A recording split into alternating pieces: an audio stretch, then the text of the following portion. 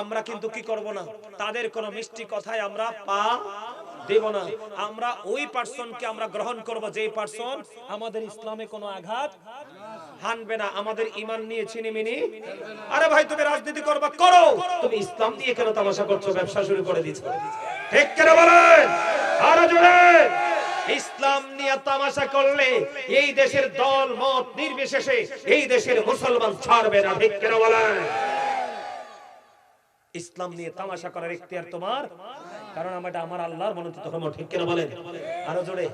আবার প্ল্যানিং করে, এই যুবক তোমাদেরকে বলি, এরা যদি একবারের জন্য কোন সুযোগ পায় বাংলাদেশের একটা মাজার ওরা রাখবে না। এরা ইহুদিদের হাদিস আইন না আল্লাহর ওলিদের সাথে লাগায়। যারা মাজার ভাঙছে, যারা লাশ পোড়াইছে, তৌহিদি জনতার নাম দিয়ে যারা আল্লাহর ওলির মাজার ভাঙছে, এই মিয়া তৌহিদ এই দেশে জিন্দা করেছে আল্লাহর ওলিরা। ঠিক কিনা বলেন? তাহলে তোমরা তৌহিদি জনতার নামে আল্লাহর ওলির মাজার ভাঙো, তাহলে তোমরা কোন তৌহিদি বিশ্বাস করো? বাটপান না এরা? কথা বলে না কেন? ওরা বড় বাটপান না? এই দেশে আমাদেরকে আল্লাহ চিনেছে কারা? ওলিরা না? এই দেশে কি নবী আসছে? কথা বলেন। এত সমস্যা হচ্ছে কেন? তাদের মধ্যে সত্যিকারের কোরআন হাদিসের ইলম নাই। এটা অত্যন্ত দুর্ভাগ্যজনক। আরো জোরে বলেন। আমার দিকে তাকান। আমার রাসূল কি ছিলেন? আমার ওয়াজ কি এখনো ভুলে গেছে? আমার নবী ছিলেন উত্তম চরিত্রের অধিকারী। সুবহানাল্লাহ। এবার আসেন আমি প্রমাণ দেই।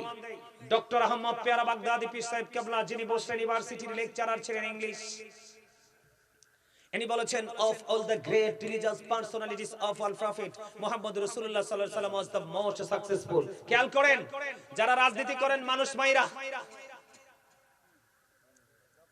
যারা ভোটের জন্য নিজেদের সুবিধার জন্য মনে যা চাচ্ছে তাই বলছেন, কোরআন হাদিসের তোয়াক্কা করতেছেন না, তাদেরকে বলছি আপনার আমার প্রাণের নেতা হলো আপনার আমার প্রাণের রাসূল। এর বাইরে কোন নেতা নেই। আমরা ওই নেতাকে মানবো যে রাসূলকে ফলো করে। আর রাসূলের পরে এই দেশে ইসলাম হচ্ছে আল্লাহর ওলিরা। আমরা ওই তাওহীদ মানবো যেই তাওহীদ আল্লাহর ওলিদের তাওহীদ।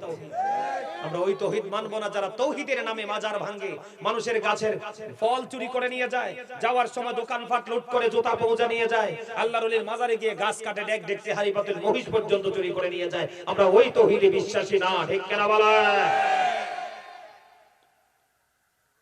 ডক্টর আহমদ পেয়ারা বাগদাদি বলেছেন of all the great religious personalities of all prophet Muhammad রাসূলুল্লাহ সাল্লাল্লাহু আলাইহি ওয়াসাল্লাম was the most successful। তিনি বলেছেন পৃথিবীতে যত নবী রাসূল এসেছে সকল নবী রাসূলের মধ্যে আপনার আমার প্রাণের রাসূল রাজনীতি থেকে ইমামতি, ইমামতি থেকে রাজনীতি, প্রত্যেকটা সেক্টরে মোস্ট সাকসেসফুল, সবচেয়ে বেশি সফল। আওয়াজ তোলে বলেন না সুবহানাল্লাহ। আমার নবীর জীবনে কি মানুষ মারছে ইতিহাস আছে? হ্যাঁ, সাহাবাই কেরাম কারো ক্ষতি করছে ইতিহাস আছে? তো আপনি কোন তাওহীদ মানছেন? আরে বাপ রে বাপ, কিছু মৌলভী বাড়িছে ভাই, তোমরা খেয়াল রাখবা এগুলো। কিছু মৌলভী বাড়িছে মিলাদ পড়লে চুলকানি শেষ নাই। কথা কন না কেন? সর্বোচ্চ হাই কোয়ালিটির ওষুধ দিলেও তার চুলকানি যায় না। কথা বলেন, ভুল বলছি? আর মিলাদুন নবী আইলে দেখবেন কিছু চামার বাইর হয়, চামার। এরা দেখবেন বেদাত বেদাত বেদাত, নাজায়েজ নাজায়েজ। এই বাটপার স্টুপিড। নবীর আগমনের দিন আল্লাহ বলছে ফালিয়াফরাহু, তোমরা আনন্দ করো, উৎসব করো। আচ্ছা আপনারা বলেন, আমরা তো মুসলমান, তো মিলাদে কি হয়? দুরূদ হয়, জিকির হয়, এটাই তো। কোরআন তেলাওয়াত হয়, মানুষকে খাওয়ানো হয়। তো এটা যদি বেদাত হয়, তোমরা বলে দাও গান ব্যান্ড পার্টি করবো, মদের আসর বসাবো, নাকি নৃত্যশিল্পী আনবো? তো কি করবো আমরা? আমরা মুসলমান ইমানদার, রাসূল আইছে খুশি, তো আমরা এই আমলই তো করবো। তো এবার বুঝেন এরা কতটা গানি, এরার কতটা বিবেক, কতটা গান আছে আপনারা খেয়াল করেন। কারণ কি জানেননি? আপনাদেরকে আমি কি ওয়াজ শোনাবো যে ফিতনা ছড়াচ্ছে, আর আপনাদেরকে বলে যাই ওই যারা বলছে এই মার্কায় ভোট দিলে 18 কোটি জনতার নামাজের সওয়াব পাওয়া যাবে, এরা কিন্তু এখন মহিলা পাঠাই দিছে ঘরে বাড়ি বাড়ি। খেয়াল থাকবেন, সাবধান থাকবেন। এরা কিন্তু মহিলা পাঠাই দিছে, আপনাকে লালচ দেখাচ্ছে। আপনাকে বলতেছে আমি সবচেয়ে দামি তোমাকে কি দিব? গাজর। কিন্তু আপনাকে যাওয়ার সময় লাল ঝাঁঝালো মূলা ধরাই দিয়ে চলে যাবে। ঠিক কিনা বলেন? আমার কথা আমি কিন্তু আপনাদেরকে বাঁচানো, আমি আগেই বলছি, আপনি দুনিয়ার হিসাবও করতে হবে, আখিরাতের হিসাবও করতে হবে। কোন মহিলা, আমি বলে যাই, কোন মহিলা স্বামী, এদিকে তাকান, স্বামী অথবা বাবা অথবা উপযুক্ত সন্তান, এই তিনটা পুরুষের যেই কোনো একটা পুরুষ ছাড়া একটা নারী তার নির্দিষ্ট জায়গা ত্যাগ করতে পারবে না। এটা তার জন্য টোটালি হারাম, এটা তার জন্য জায়েজ নাই। তো তুমি খালি 3 জন 4 জন 5 জন মিলে আসো ভোট কালেকশন কর, তোমারই দায়িত্ব তো আল্লাহ দেয় নাই। এদেশে কি পুরুষের ঠাড়া পড়ছে? কথা বলেন না কেন? তারা বুঝে গেছে এদের এদের এদের দিকে যদি আপনি ভোট দেন, দরকার আপনি ভোট দিবেন না, আপনার পছন্দের কেউ না থাকলে আপনি ভোট দরকার দিবেন না, কিন্তু তারপরে এদেরকে ভোট দেওয়া যাবে না। কারণ আমার রাসূল বলেছে, এদিকে তাকান, আমার রাসূল বলেছেন এদের কথা হবে মধুর চেয়ে মিষ্টি, এদের চরিত্র হবে ফেরাউনের মতো, এদের আত্মা হবে বাঘের মতো হিংস্র।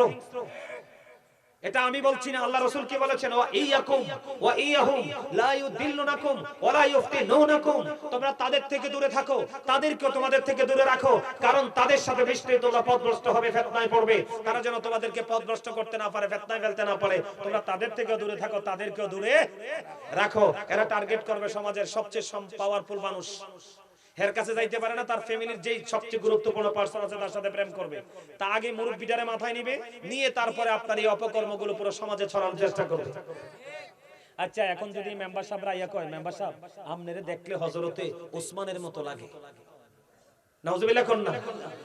মেম্বার সাহেব যদি বুদ্ধিমান হয় কবে আরে বাটপার, ঠিক কি না বলেন? এরে তার তো মতলব খারাপ। এতে কয় আমারে বলে ওসমানের মতো লাগে, কইতো না? কইবো। মেম্বার সাহেব যদি কি হয়, বুদ্ধিমান হয়, আর মেম্বার সাহেব যদি বোকা হয় তাইলে কি বলবে? আরে বাবা রে, আমারে তো ওসমানের মতো বানাইছে, হেতে যা চাই আমি হেতে তা দিয়ালাম, এই কিন্তু ধরা। আমার কথা কি বুঝতে পেরেছেন? এই জন্য আপনাকে অনেক মিষ্টি মিষ্টি কথা বলে গায়েল করার চেষ্টা করবে, কাবু করার চেষ্টা করবে। কথাকে বুঝতে পারছেন নি? আমার হিসাব বুঝতে পারছেন? এরা কিন্তু খুব সুকৌশলে সূক্ষ্মভাবে কিন্তু এরা কি করতেছে, আগাইতেছে।